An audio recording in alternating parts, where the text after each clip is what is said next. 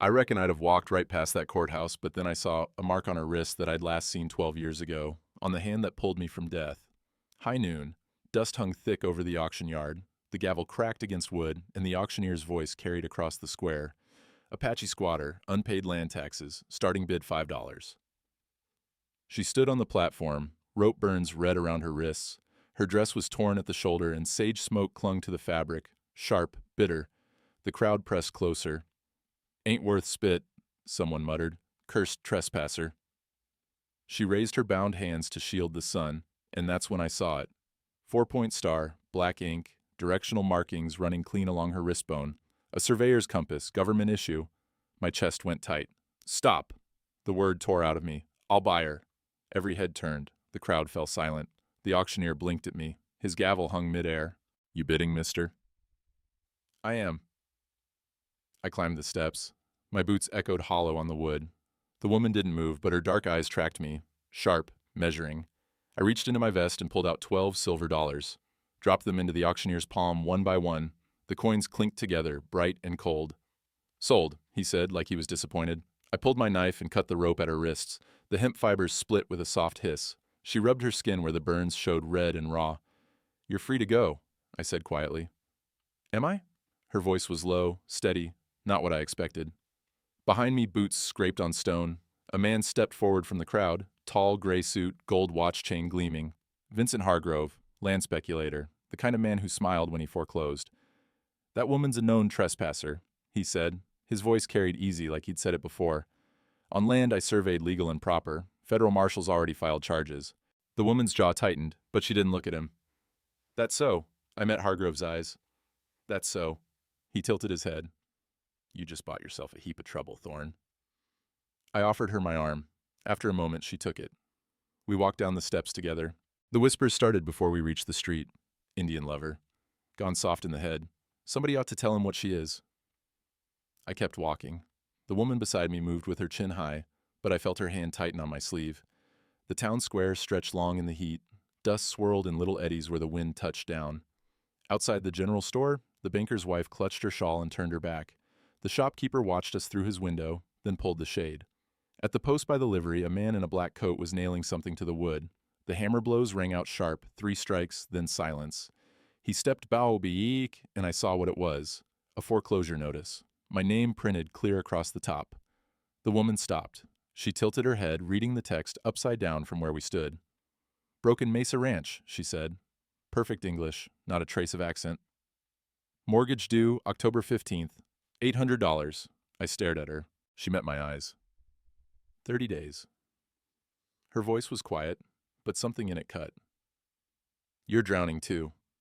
The banker's clerk walked past without looking at us. The smell of horse sweat and leather drifted from the livery. Somewhere behind us, a shutter slammed closed. I started toward my horse, and she followed. "What's your name?" I asked. "Nayland. Clayton Thorne." "I know." She glanced back at the notice, then at me. "Why did you buy me, Mr. Thorne?" I untied the reins from the post. The leather was warm from the sun, rough against my palms. "Because 12 years ago, a man with that mark on his hand saved my life." I swung into the saddle. "And I reckon it's past time I paid him back." She studied me for a long moment. Then she climbed up behind me without another word. We rode out of town with every eye in that square burning into our backs. The ride took an hour. We didn't speak much. The land stretched out flat and hard, dotted with scrub and the occasional twisted juniper. Heat shimmered off the rocks. When we crested the last rise, she could see it all. The ranch house, small and weathered, the barn leaning slightly to one side, the stone well in the yard. Not much, but it was mine, or it had been until the bank decided otherwise. I dismounted and helped her down. She stood for a moment, looking around. Her eyes moved careful, taking it all in. "This is Broken Mesa?" "What's left of it." I led the horse to the barn. The door creaked when I pulled it open, rusted hinges that needed oil I couldn't afford. Inside, the smell of old hay and dust. She followed me in, her footsteps light on the packed earth. When I turned back, she was staring at something on the wall, my old cavalry jacket.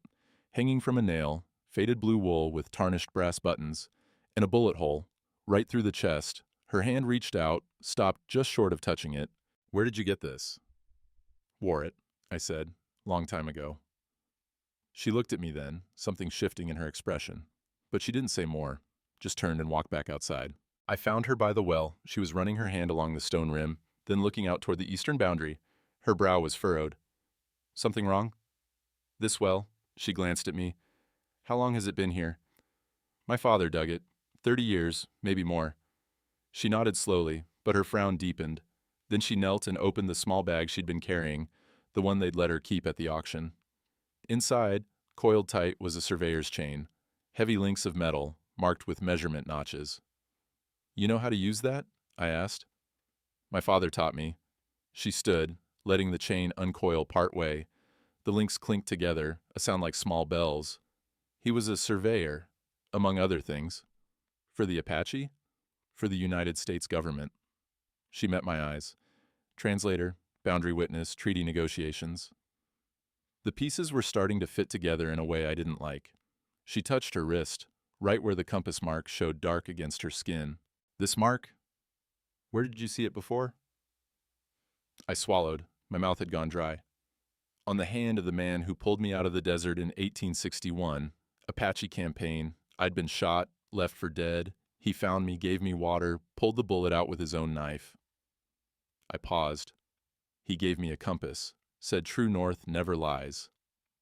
Her eyes closed for a moment. When she opened them again, they were bright. White Hawk, she said softly. That's what he told me his name was. That was my father. The wind picked up, rattling through the dry grass. Somewhere a crow called. I figured, I said. When I saw the mark, is he... I couldn't finish the question. He's alive. Her voice went flat, hard. Federal marshals came for our land in 1862, said the treaties didn't matter anymore, that all Apache holdings were forfeit. My father fought them, not with weapons, with maps, with contracts, with the law. She turned away. They called it trespassing, arrested him for standing on land his father's father had lived on, gave him 20 years. My chest tightened. 20 years for trespassing? 20 years for being inconvenient. She looked back at me. He's in Yuma Territorial Prison, has been for 12 years. The number hit me like a fist. 12 years. He'd saved my life in 1861, arrested in 1862. Nolan, you asked why I know English, she said. Her voice was steady, but I could hear the crack beneath it. Why I can read contracts and survey maps. Because my father taught me everything. He said someone would need to finish what he started. Someone would need to prove we had rights to that land. She stepped closer. The sage smell still clung to her dress, mixing with dust and sweat. The land they arrested him for? She pointed east. It's 3 miles that way, 2,000 acres, treaty land from 1848. And according to every legal document that exists, it belongs to my family. I followed her gaze, the eastern boundary of my ranch. And your well, she said quietly, sits right on the edge of it. The crow called again, the wind died, everything went still. She looked at me with her father's eyes, the ones that had seen me half dead and chose mercy anyway. He's been in Yuma 12 years, Mr. Thorne. Her voice dropped to almost a whisper. Because of you. I didn't sleep that night. Sat on the porch with a cup of coffee that went cold in my hands. The stars wheeled overhead, same as they always did. Didn't care about debts or guilt or any of it. By dawn, I'd made up my mind. I saddled the horse before the sun cleared the horizon. Naylin was already awake, standing by the well. She didn't ask where I was going. Maybe she already knew. I'll be back by afternoon, I said. She nodded once. Doc Pritchard lived above his practice on the north end of town. I found him in his office, sorting through a drawer of instruments, scalpels and forceps, all laid out neat on a cloth. The smell of carbolic soap hung sharp in the air. He looked up when I knocked. Clayton, didn't expect you. Need advice, Doc. He gestured to a chair. I sat. The leather creaked under my weight. This about the foreclosure? He asked. Related. I pulled off my hat, turned it in my hands. You know anything about Apache treaty lands? Legal claims from before the territory organized? His eyebrows went up. That's a particular kind of question. It's a particular kind of problem. He set down the forceps and leaned back. Doc was 62, had been a field surgeon in the war, seen enough blood and bad decisions to know when a man was serious. The woman from the auction, he said, not a question. Her father saved my life in 61, White Hawk, Apache translator for the U.S. government. Says he witnessed treaty negotiations, surveyed boundary lines for federal contracts. And now he's where? Yuma, 12 years, for trespassing on his own land. Doc's face went still. He was quiet for a moment, then stood and crossed to a cabinet, pulled out a leather-bound ledger and a magnifying glass. "Bring her here," he said. "I need to see something." An hour later, Nayland stood in Doc's office while he examined her wrist under the glass. The afternoon light slanted through the window, cutting bright across the floor. He adjusted the lens, leaning close. "Government surveyor mark," he said finally. "1848 issue. I've seen these before, twice. Once on a federal engineer, once on a treaty translator, down in New Mexico territory." He straightened. "These weren't given out casual. Had to be authorized by the territorial governor or higher." Nayland's face stayed composed, but I saw her hand tremble slightly. "What does that mean?" I asked. Doc looked at me. "Means her father wasn't just present at treaty negotiations. He was an official witness. Legal signatory. His mark on a document would carry the same weight as a federal judge's. Could that prove land rights? If the original treaty deed still exists?" Doc set down the magnifying glass. "It would supersede every claim filed after 1848, including yours, Clayton, including Hargrove's." Nayland's breath hitched, small, but I heard it. "Where would a deed like that be?" I asked. "County land and survey office, locked vault. Every territorial claim since statehood discussion started gets filed there." He paused. "But accessing it without proper authorization is theft," Nayland finished quietly. "Federal offense," Doc agreed. He met her eyes. "But if you could find it, if you could prove your father's signature and seal, the law would have to recognize it." She touched her wrist, tracing the compass mark. "Would you help us?" Doc was quiet for a long moment. Outside, a wagon rattled past. The smell of dust drifted through the open window. "Your father signed treaties that were supposed to mean something," he said. "I took an oath that was supposed to mean something too. So yes. If you find that deed, I'll witness it. Notarize it if I have to." He glanced at me.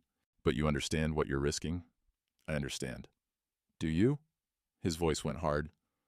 "Hargrove owns half this town's debt, yours included. He's got the sheriff in his pocket and 3 hired guns on his payroll. You go after his land claims, he'll come after everything you have left." "Then he'll come after nothing," I said, "because I'm already losing it." Doc studied me, then nodded slowly. "Your father was a stubborn man, too. Learned from the best." We rode back as the sun dropped low. Nayland hadn't spoken since we left town. When we reached the ranch, she slid down from the horse and walked straight to the eastern boundary, out past the well, past the last fence post, into open ground. I followed. She stopped where the land started to rise slightly, knelt down and brushed away dirt and grass until she found what she was looking for. A stone. Flat, rectangular, half buried. And on its face, carved deep, a compass rose. "Boundary marker," she said. 1848. My father placed these every quarter mile along the treaty line." She stood and pulled the surveyor's chain from her bag. The links sang as they uncoiled, catching the last light. She walked 20 paces north, stretched the chain tight, and drove a small stake into the ground where it ended. Then she turned and looked back toward the ranch. "Hargrove's survey stakes," she said. "Where are they?" I pointed. "East fence line. He set them 2 months ago when he tried to claim water rights." We walked. The chain clicked and measured between us. When we reached Hargrove's stakes, new wood, still pale, she knelt again and measured the distance from the boundary stone. Her face went hard. 200 feet, she said. He moved the line 200 feet west. "You're sure?" She looked up at me. "I've been surveying this land since I was 12 years old. I know every stone my father placed. Hargrove's stakes don't match the treaty boundary, not even close." The wind picked up, dry grass rustled. Somewhere in the distance, a coyote called. She stood and pulled a stub of pencil and a piece of paper from her bag. Started sketching. Quick, precise lines. The boundary stone. Hargrove's stakes. The well. When she finished, she held it out to me. The well sat clean on the wrong side of the treaty line. "Your well," she said quietly, "and your ranch are on my father's land." Her eyes met mine. "Legally, Mr. Lee. Thorne, you're the trespasser." I didn't tell her what I was thinking, not that night, but the sketch she'd drawn sat on the table between us like an accusation. 2 days passed. I tried to work the ranch, mending fence, checking cattle, but my mind kept circling back. The well was on her land, the house probably too. Everything I'd thought was mine wasn't. On the third day, Hargrove came calling. I was in town picking up supplies when I heard the commotion from the saloon. Voices raised, laughter with a mean edge. I tied the horse and walked over. The place was half full. Afternoon drinkers, mostly, ranch hands and drifters. Hargrove stood at the bar with two men I didn't recognize, hired guns by the look of them. Iron on their hips, eyes that didn't smile. Hargrove saw me in the doorway. His face lit up. "Thorne, just the man." He raised his glass. "Drink with me. We've got business." I walked in. The floorboards creaked under my boots. Tobacco smoke hung thick in the air, mixing with the smell of whiskey and unwashed bodies. "What business?" He reached into his coat and pulled out a folded document, set it on the bar between us. The paper was crisp, official. I saw my name at the top. "Your mortgage," he said. "I bought it from the bank yesterday. All legal and proper." My chest went tight. "You what?"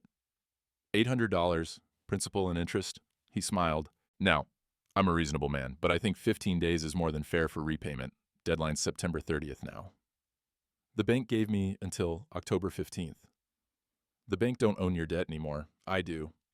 He leaned closer. The smell of pomade and expensive tobacco rolled off him. "And I'm calling it due. 2 weeks, Thorne. After that, the ranch is mine." Around us, the saloon had gone quiet. Every man in the room was listening now. "You can't do that," I said. "I can, and I did." He tilted his head. "Unless you've got $800 in your pocket right now. Do you?" I didn't answer. He knew I didn't. "Thought so." He picked up his glass, took a slow sip. "Now, about that squatter you've got staying at your place. She's not a squatter. Federal marshals say different, Apache trespasser. Already got arrest warrants filed. Only reason she ain't in custody is professional courtesy, to me." He set the glass down hard. Whiskey slopped over the rim. "But that courtesy don't extend to men who harbor criminals." One of the hired guns laughed. Low, ugly sound. "You got 2 weeks to pay," Hargrove said, "or you're off that land. And her?" His voice dropped. "She'll hang for squatting on property I surveyed legal and proper." The room was watching me. I could feel it, the weight of their judgment, their curiosity, their contempt. "She's got more right to that land than you do," I said quietly. "That's so." Hargrove's smile widened. "You're taking the word of some savage whore over federal survey records?" The word hit like a slap. Around us, men shifted. Someone snickered. I stepped forward, my hands curled into fists. Hargrove's hired guns moved too, hands dropping to their pistols. "Careful, Thorne." Hargrove's voice stayed level. "These men get nervous when folks make sudden moves." We stood there. The silence stretched long and thin. Then I turned and walked out. Behind me, laughter erupted, harsh, mocking. I heard Hargrove's voice carry through the doorway. "Indian lover, ain't got the spine to pay his debts. We'll see him begging in 2 weeks." I rode hard back to the ranch. The sun was setting by the time I got there, painting everything red and gold. Nolan was sitting on the porch steps, and when she saw my face, she stood. "What happened?" I told her. All of it, the mortgage, the deadline, what Hargrove had called her. She was quiet when I finished, her jaw tight. "I'm sorry," I said. "I shouldn't have—" "Don't." She held up a hand. "I've been called worse, by men with badges who were supposed to protect us." The light was fading fast now. Crickets started up in the grass. "There's something I need to show you," she said. She reached into her dress pocket and pulled out an envelope. Old, stained. The paper was rough, not proper stationery. "Doc Pritchard brought this yesterday while you were working. It came through a friend of his, a guard at Yuma." My hands went cold. "It's from my father." She held it out. I took it. The envelope was light, almost weightless. I opened it carefully. Inside was a single sheet, not paper but cloth. Prison issue, the kind they gave inmates because paper could be traded or hidden. The handwriting was shaky but clear, written in pencil that had been pressed hard into the fabric.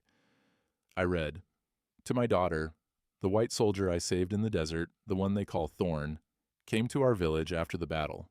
He had no money. The army surgeons wanted $200 to remove the bullet and treat the infection. Without it, he would die. I paid them, not with coin, with a contract. My labor for 5 years to work federal survey crews in the Southern Territories. They said 5 years would cover the debt. But debts have a way of growing. Interest, fees, extensions. By the time I tried to leave, they said I owed $2,000. When I couldn't pay, they called it theft of service, arrested me for trespassing when I returned to our land. 20 years. I do not regret it. The soldier was kind. He did not shoot when others did. He saw us as people. Tell him this, the compass I gave him always points true, not to north, to what matters, not land, not money, people. Tell him the debt is not his to carry. I chose this. I love you. Be strong. White Hawk. The words blurred. I read them again and again. $200 for a bullet I'd taken in a war I hadn't believed in. He'd paid it. And they'd turned it into 20 years. My hands started shaking. The cloth crumpled in my grip. He traded his freedom for yours, Nayland said. Her voice was steady, but barely. 12 years ago, and every day since he's been paying for the fact that you lived. I couldn't speak. My throat had closed up. So when you ask how to pay him back, her voice cracked, you can't. There's no currency for that. No contract, no amount of money. You don't repay a debt like that. You just try not to waste what it bought you. I sank down onto the steps. The letter fell from my hands. Nayland picked it up, folded it carefully, put it back in her pocket. The sun was gone now, stars coming out. The wind moved through the grass like something alive. How do I pay back a man who gave up 12 years for me? I said. My voice sounded hollow. She looked at me with eyes that had seen too much. You free him, she said, and you make sure he didn't sacrifice for nothing. I didn't sleep that night either. When dawn came, I was already outside. The eastern boundary markers, the old stone ones White Hawk had set, caught the first light. I walked out there while the air was still cool, while the dew made everything smell clean and sharp like sage and wet earth. Nayland found me standing by the northernmost stone. She didn't say anything, just stood beside me, looking out at land her family had held for generations, land the law said didn't belong to her anymore. I'm going to find that treaty deed, I said, and I'm going to get your father out of Yuma. The deed's locked in a federal vault. You can't just... I can, and I will. I turned to face her. I don't care if it's legal or not. I don't care if Hargrove owns every debt in this territory. Your father gave up 12 years because I was too broke to pay a doctor. That's a debt that don't have an expiration. Her eyes searched my face. You'll lose everything.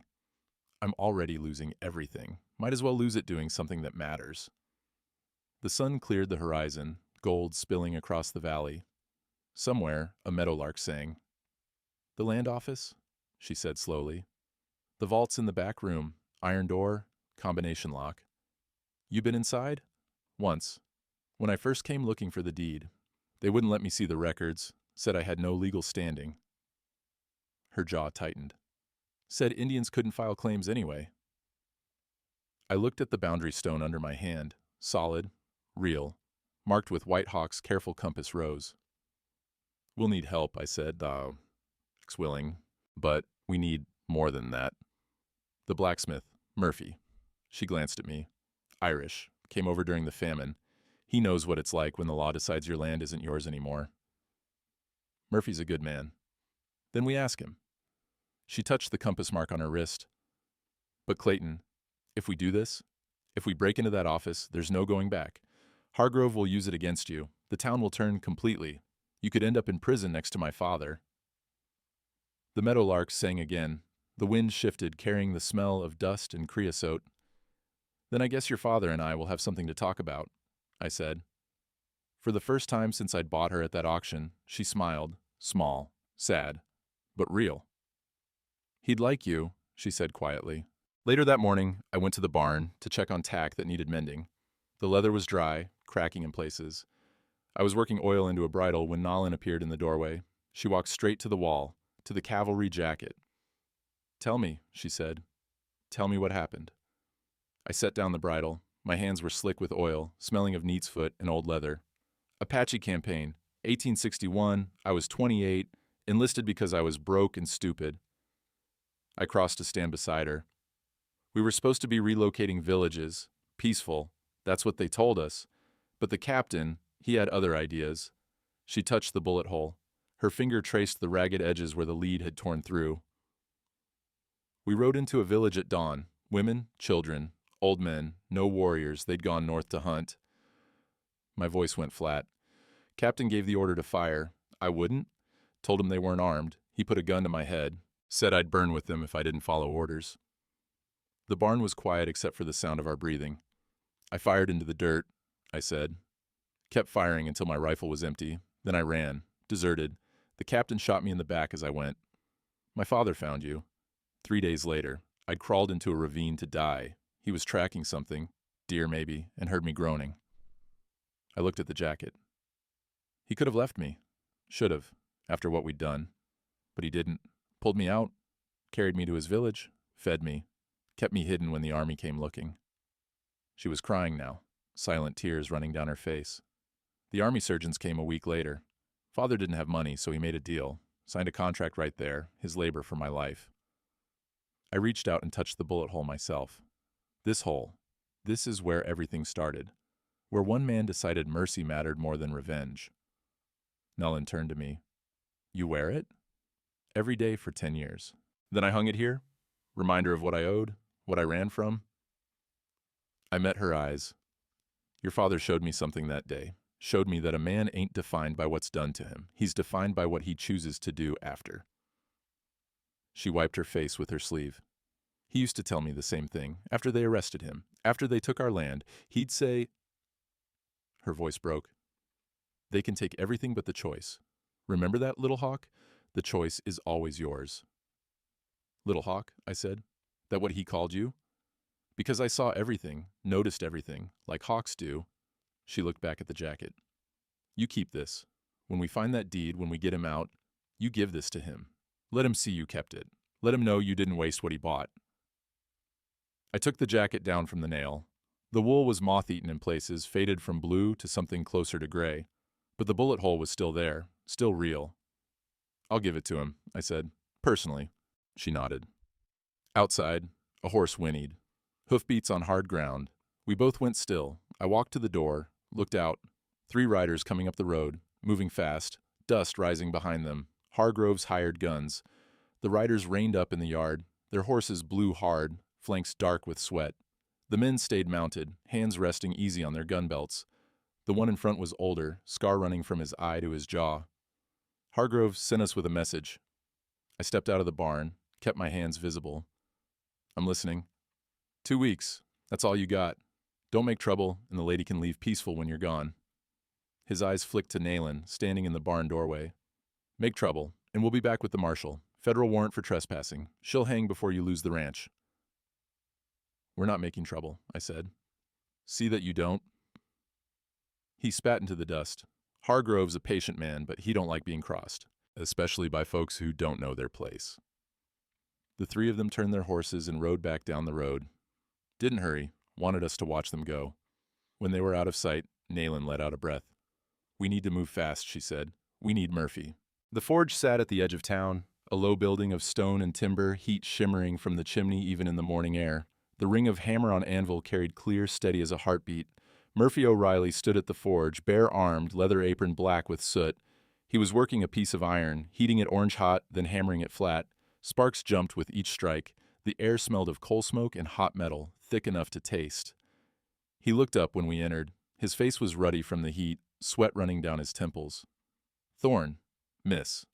He plunged the iron into a water barrel. It hissed and steamed. Heard you had some visitors. Town talk travels fast. Always does. He pulled the iron out, examined it, then set it aside. What can I do for you? I glanced at Nolan. She nodded. We need something made, I said. Something that can't be traced back to you. Murphy's eyes narrowed. He wiped his hands on his apron. What kind of something? A witness mark stamp, federal seal, the kind they use to authenticate land deeds. The forge crackled. Murphy was quiet for a long moment. That's a hanging offense, he said finally. I know. Why? Nayland stepped forward. Because the deed to my father's land is locked in the county office, and without an official witness mark, even if we find it, no one will honor it. Murphy looked at her, then at me. Your father, he the one saved Thorne back in 61? Yes. And where's he now? Yuma, 12 years, for trespassing on land he legally owned. Murphy was quiet again. Then he walked to the back of the forge and returned with a leather-wrapped bundle. opened it on the workbench.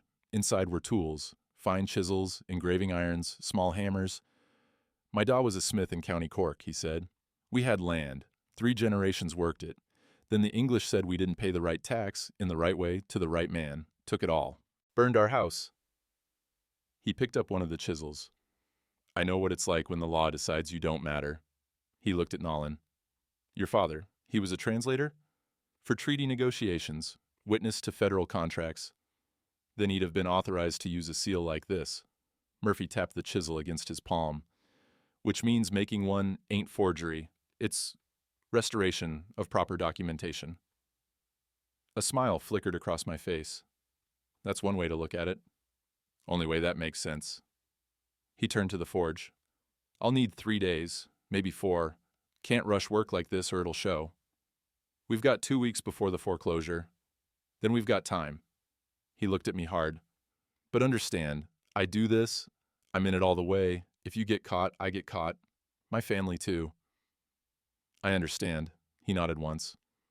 Then let's talk about what a federal witness mark looks like. We were still at the forge when Doc Pritchard arrived. He came in quiet, carrying a leather tube under his arm. His face was flushed, eyes bright. Found something, he said. He laid the tube on the workbench and pulled out a rolled map. Old parchment, yellowed at the edges. What is it? Nayland asked.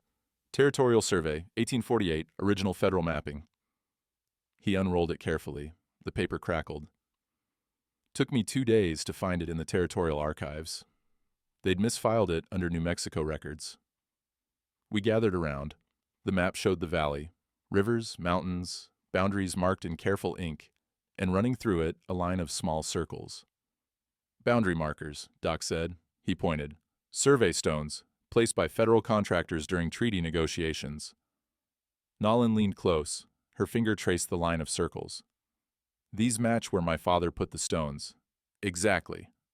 Doc pulled out another map, newer, cleaner. This is Hargrove's survey, filed 6 months ago. He laid them side by side. The difference was immediate. Hargrove's boundary line ran west, a full distance from the original federal markers. 400 feet, Nolan breathed. He moved the boundary 400 feet west. To claim water rights, I said, and to make it look like your father's treaty land was encroaching on territorial claims. Doc nodded. It's fraud, federal offense. If the U.S. Marshal saw this, Hargrove would lose everything, Murphy finished. He looked at the maps. But we'd need proof. Original deed with your father's signature. Something that predates Hargrove's survey and matches the 1848 map. The treaty deed, Nayland said. It's in the land office vault. Then we get it. I looked at Murphy. How long for the stamp? 3 days if I work straight through. Do it. I turned to Doc. Can you get us into that office? Not legally. I'm not asking about legal. Doc was quiet. Then he reached into his coat and pulled out a key ring. 3 keys hung from it. Building keys, he said. I'm on the town council. Have access for fire safety inspections. He looked at me. This key opens the front door, but the vault, that's combination lock. I don't have it. Nayland touched her wrist. My father taught me to pick locks. Surveyor's trade. Sometimes you need to access locked equipment sheds in the field. Murphy laughed, short and sharp. You people are either the bravest fools I've ever met or the most foolish brave. Maybe both, I said. Doc handed me the keys. They were cold and heavy in my palm. 3 nights from now, he said. New moon, darkest night of the month. That's when you go. Nayland looked at the maps, then at me. Her eyes were hard, determined. We break into the land office in 3 nights, she said. We find that deed, and we end this. The next morning I rode into town for supplies. Needed rope and lamp oil, if we were going to do this right. But the moment I stepped into the general store, I knew something had changed. The shopkeeper's wife was behind the counter. She saw me and turned her back, started rearranging jars on the shelf, glass clinking against glass, loud in the silence. Ma'am, I said, need to settle my account. She didn't turn around. Shop's closed. Sign says you're open. Not to you. I stood there. The smell of coffee and pickles hung thick in the air. Somewhere a fly buzzed against the window. What's this about? She finally looked at me. Her face was hard. Preacher says you're consorting with heathens, harboring a criminal, breaking God's law and man's. She crossed her arms. We don't serve folks like that. I left the money on the counter and walked out. The preacher found me outside the church, Reverend Michaels, tall, thin, with eyes like flint. He stood on the steps in his black coat, Bible under his arm. Thorn, I stopped. Reverend, walk with me. It wasn't a request. We walked past the church, into the small graveyard behind it. The headstones stood crooked and weathered, fresh flowers on some, wilted on others, the smell of turned earth and old roses. You're making a mistake, he said. Which one? All of them. He stopped by a grave, looked down at it. That woman, she's Apache. Her people killed settlers, burned homesteads, you know this. Her people were defending land that was legally theirs. The law says different now. The law is wrong. His face went tight. The law is what keeps us from savagery. Without it, we're no better than animals. He turned to face me full. You're breaking commandments, Thorn. Consorting with the enemies of Christian folk. Planning crimes. Yes, I've heard. This town talks. My chest tightened. Who told you? Doesn't matter. What matters is you're on a path to damnation. And you're taking good people with you. Doc Pritchard, Murphy O'Reilly, men with families, men who'll lose everything if you're caught. They made their own choices. Did they? Or did you drag them into your guilt? He stepped closer. You feel responsible for what happened to that woman's father. I understand. But guilt is a poison, Thorn. It makes men do foolish things, destroy themselves trying to fix what can't be fixed. The wind picked up, dry leaves scraped across the gravestones. Can I be forgiven for standing by while innocent people lose everything? I asked quietly. You can be forgiven for anything. That's the grace of God. His voice softened slightly. But you have to choose righteousness, not this vigilante justice. Turn away from this path. Send the woman back to her people. Pay your debt like an honest man. I don't have $800. Then lose the ranch. Start again. It's just land. It's not about the land. Then what? I looked at him. This man who'd preached mercy every Sunday for 20 years. This man who'd never had to choose between law and conscience because they'd never disagreed. It's about owing a debt that can't be measured in dollars, I said. It's about a man who gave up 12 years of his life for mine. And if that makes me damned, then I'll be damned standing up instead of kneeling down. His face went cold. Then you're beyond my help. He walked away, his footsteps loud on the gravel path. I stood there among the graves, alone. That evening, Murphy's wife came to the ranch. She arrived in a small wagon, her 2 children with her, boy and girl, 8 and 10. The kids stayed in the wagon while she climbed down, carrying a basket covered with cloth. Nayland and I were on the porch. We stood as she approached. Mrs. O'Reilly, I said. She was a small woman, dark-haired, with the same accent as her husband. She set the basket on the steps. Bread, she said. Butter, some preserves. Not much, but you didn't have to. I know. She looked at Nayland. My family. We lost our land in Ireland. The landlord said we owed taxes we'd already paid. Burned the records to prove it. My brothers fought back. The English hanged them. Her voice was steady, but her eyes were bright. Murphy told me what you're doing, what you're risking. Ma'am, I just want you to know. She reached out and took Nayland's hand. Some of us remember what it's like. Some of us still have souls that ain't for sale. She squeezed Nayland's hand once, then let go, climbed back into the wagon without another word. The children waved as they drove away. Nayland stood there holding the basket. Her hands were shaking. There's still good people, I said quietly. Not enough. But her voice was softer than it had been. The next day, Doc came by. His face was drawn, tired. Lost a patient, he said.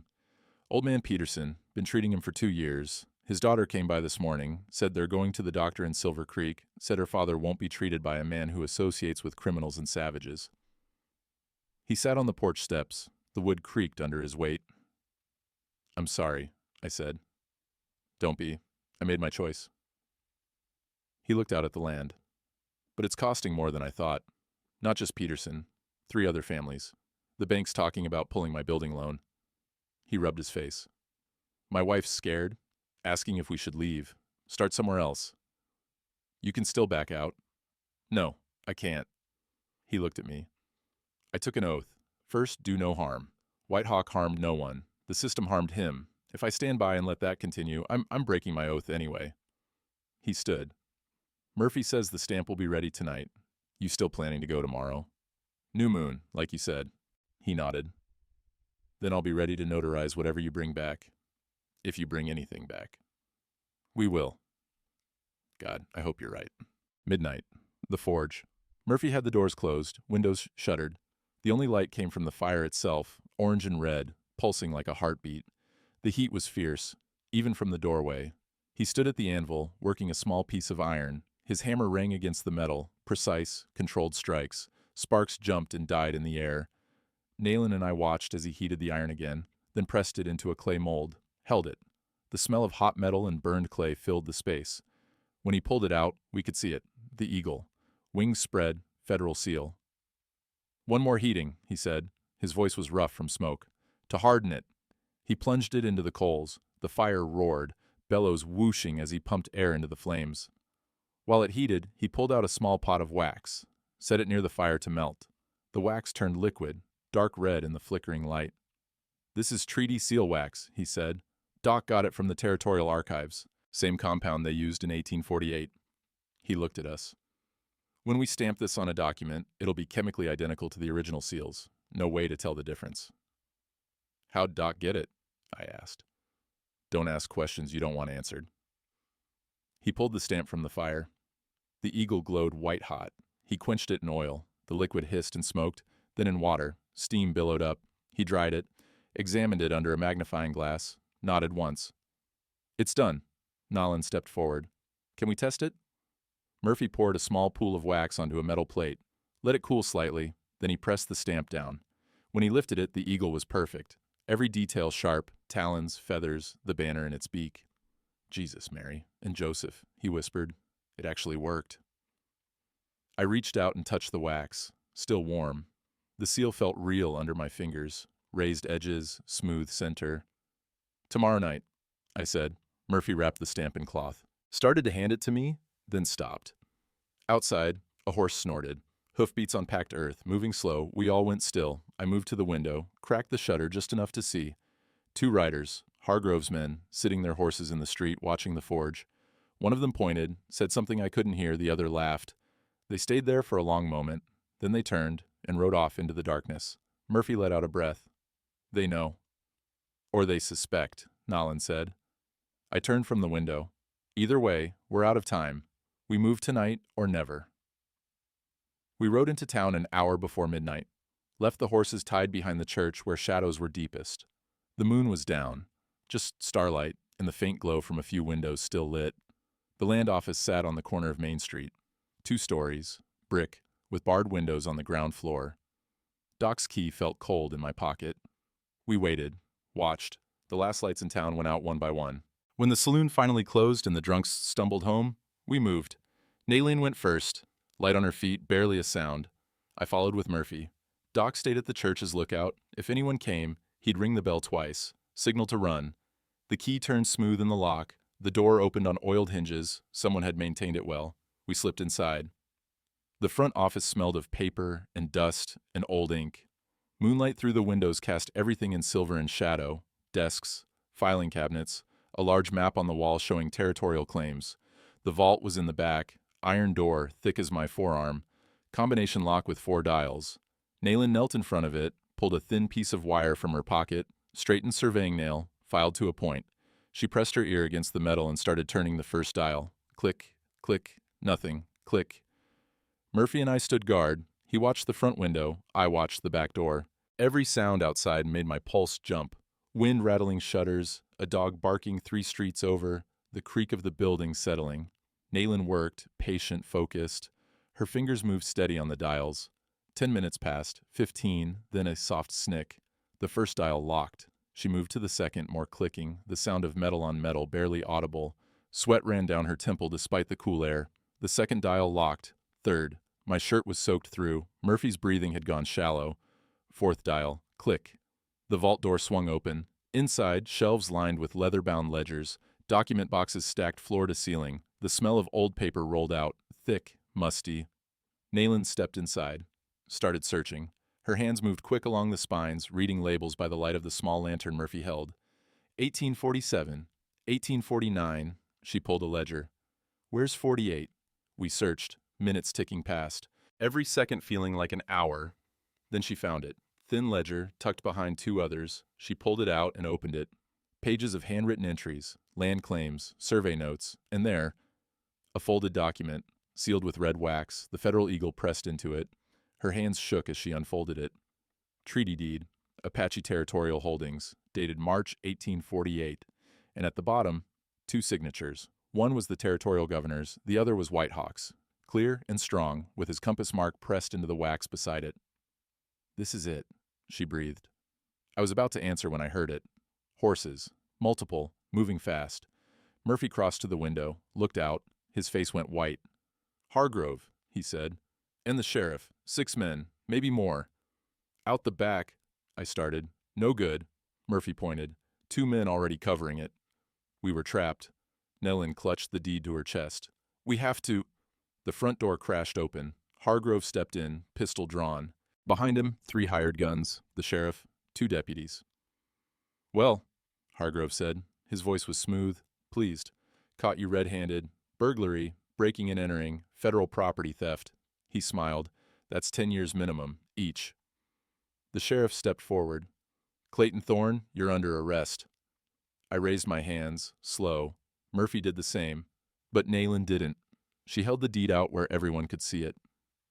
"This is the 1848 treaty deed," she said. Her voice was steady.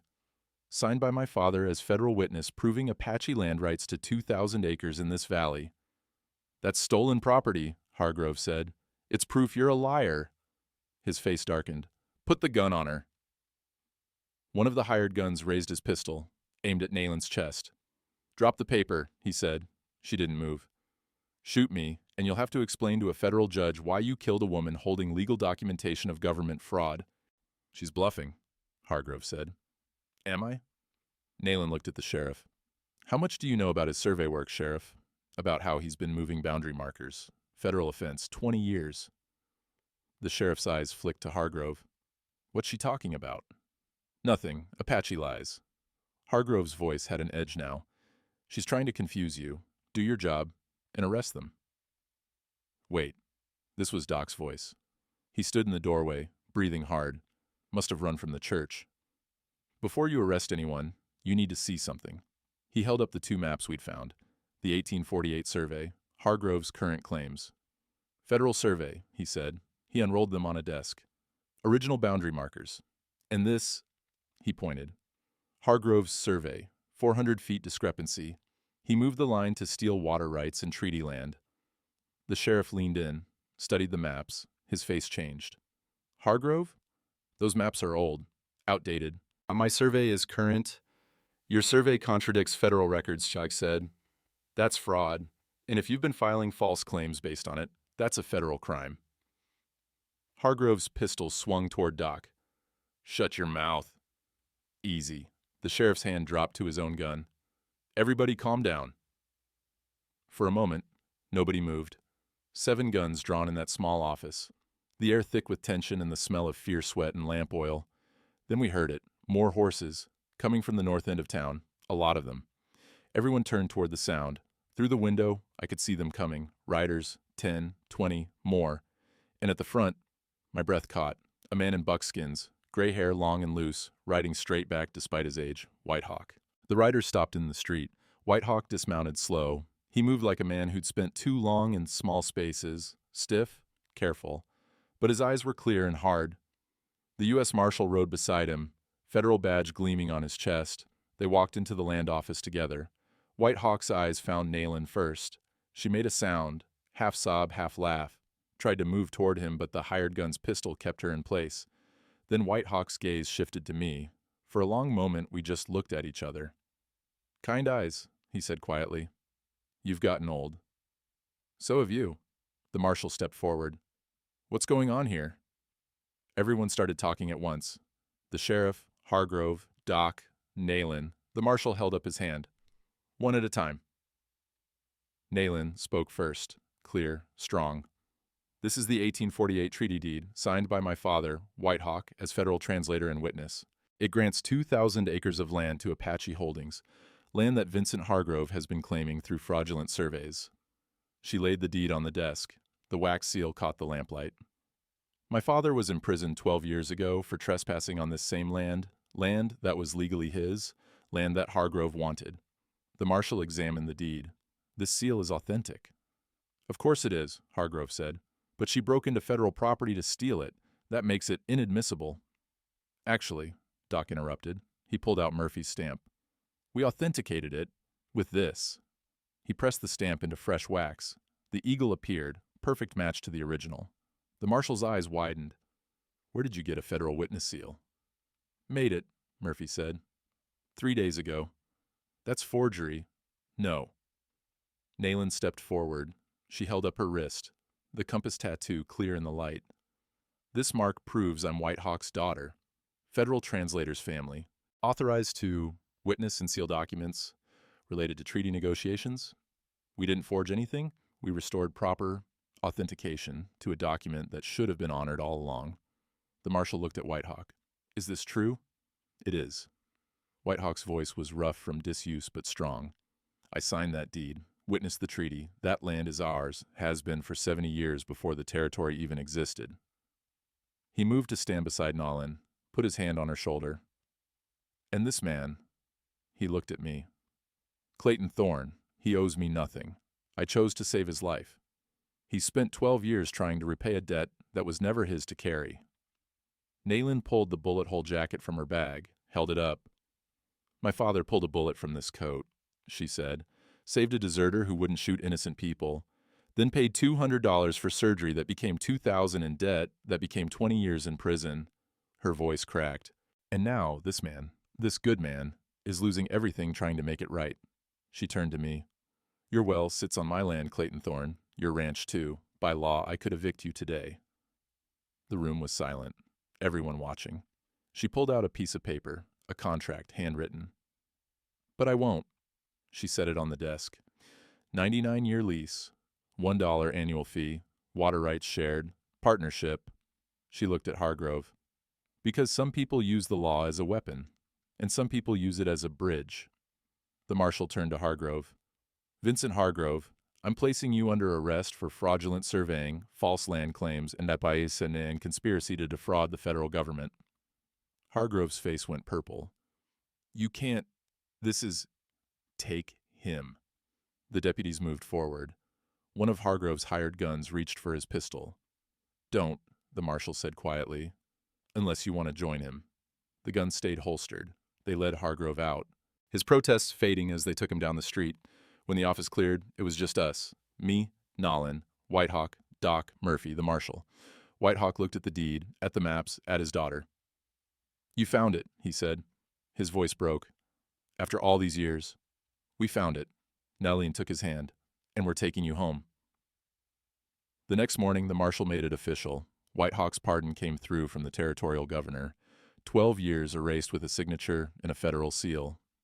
We gathered at the land office. Me, Nolin, Whitehawk, Doc, Murphy and his family, and a few others who'd quietly supported us. The marshal stamped the treaty deed with an official federal witness mark, filed it in the proper ledger, made copies for the territorial records. This deed supersedes all claims filed after 1848, he said, including the ranch holdings of Clayton Thorne. Whitehawk looked at me. The land is ours, by law. I know. Nayland pulled the contract from her bag, the one she'd written the night before, set it on the desk and pushed it toward me. I read it. 99-year lease, $1 per year, water rights shared equally, partnership in all ranch operations. Why? I asked. You could take everything. She looked at her father. He nodded once. Because you tried, she said quietly. Because when you saw that mark on my wrist, you didn't walk away. You paid $12 you didn't have. You risked everything you had left. She touched the contract. And because my father taught me something, he said land doesn't belong to people. People belong to each other. The land just witnesses. Whitehawk stepped forward. He reached into his shirt and pulled out something wrapped in cloth. Unwrapped it slowly. A compass, silver, worn, the same one he'd given me 12 years ago. You kept it, I said. I gave it to the doctor who treated you, told him to give it to you when you woke. He held it out. You were supposed to have this all along. I took it. The metal was warm from being against his chest. The needle still pointed true north. I can't. You can. His voice was firm. Kind eyes. That's what we called you. Because you saw us as people when others saw targets. He closed my fingers around the compass. Keep it. Keep pointing true. My throat was too tight to speak. I just nodded. Murphy cleared his throat. Town owes you both an apology. Won't get it from everyone. But some of us, he looked at his wife. She nodded. Some of us know we were wrong. The town owes my father 12 years, Nayland said. That's a debt that can't be paid with words. But her voice was softer than it had been. His freedom is enough. Doc pulled out a pen and ink. Let's make this official. We signed the partnership contract. My name, Nolan's name. White Hawk's mark as witness. Doc notarized it. The marshal added a federal seal for good measure. When it was done, Nolan looked at me. One thing, though. What? She reached out and took the compass from my hand, opened it. Inside the cover, engraved in tiny letters, were words I'd never noticed before. True North points home. She gave it back. Keep this, and remember, home isn't a place. It's the people you're willing to lose everything for. Dawn the next day. I walked out to the eastern boundary with White Hawk and Nolan. The air was cool, smelling of sage and dew-wet earth. The sky was just starting to lighten, purple fading to gold at the edges. We found the first boundary stone. White Hawk knelt beside it, running his hand over the carved compass rose. His fingers traced the lines like he was reading something written there. I placed this stone with my father, he said quietly. Before the treaties, before the territory, before any of this. Nalin knelt beside him, pulled out the surveyor's chain. Together they measured, counting paces, checking angles. I watched them work, father and daughter, moving in rhythm like they'd done it 1,000 times. When they finished, they began gathering stones from the field, small ones, river-smoothed. We built a cairn together, stacking them careful, making it tall enough to see from a distance. White Hawk pulled a copy of the treaty deed from his pack, wrapped it in oiled cloth. We buried it at the base of the cairn. So, the next generation knows, he said, so they have proof. Nalin pressed her hand against the top stone, closed her eyes, said something in Apache, soft words I didn't understand but felt anyway. When she opened her eyes, she looked at me. My father's sacrifice, your risk, Doc's courage, Murphy's skill, all of it. She gestured at the cairn. It's here now, permanent, witnessed by the land itself. A meadowlark called from somewhere in the grass, clear and pure. The wind moved through the cottonwoods along the creek, making them whisper. I pulled the compass from my pocket, checked it, still pointed true north, still working after all these years, all these miles. Some debts can't be paid, I said, only passed forward. White Hawk stood, put his hand on my shoulder. You paid it, not with money, with choice. You chose to see us, to risk for us, to stand when it would have been easier to walk away. He squeezed once. The debt is balanced, kind eyes. The sun broke over the horizon, gold light spilling across the valley, touching the boundary stones, making them glow warm. The cairn cast a long shadow, pointing west, toward the ranch, toward home. Come on, Nayland said. We've got a ranch to run, together.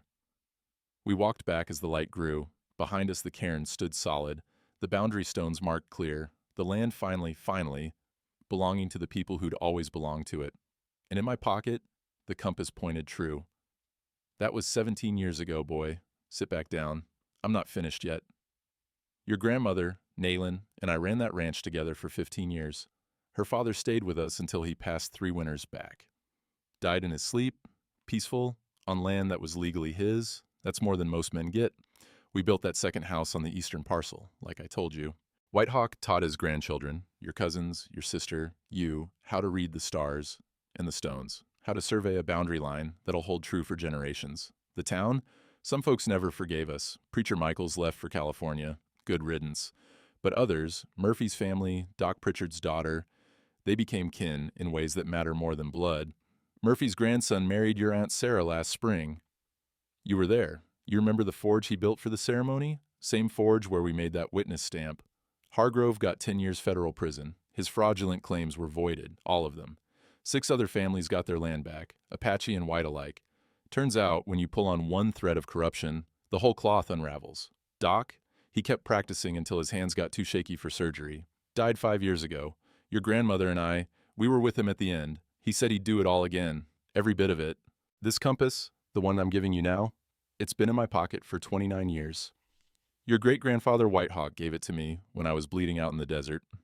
Said true north never lies. He was right, but he didn't mean the direction. True north ain't a place on a map, boy.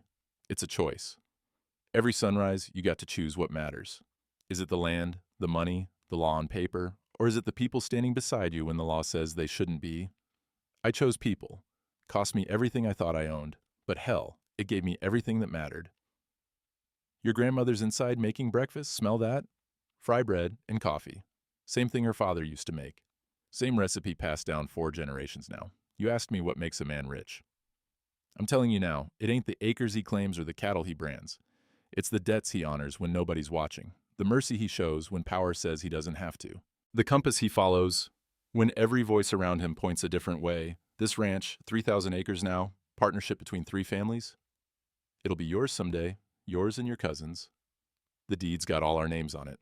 Not mine, not your grandmother's, ours, because land doesn't belong to people. Never did. We just borrow it for a while. Try to leave it better than we found it. The boundary stones are still out there. The cairn, too. Every spring, we check them. Make sure they're still standing. Make sure the next generation remembers. That compass in your hand, open it. See that engraving? True north points home. Remember that when you're older. When the world tells you home is a place, or a piece of paper, or a bank account. Home is the people you're willing to lose everything for. The ones you'd trade 12 years of sunlight to save. Now help me up. We got boundary stones to check before breakfast. And son, keep pointing true.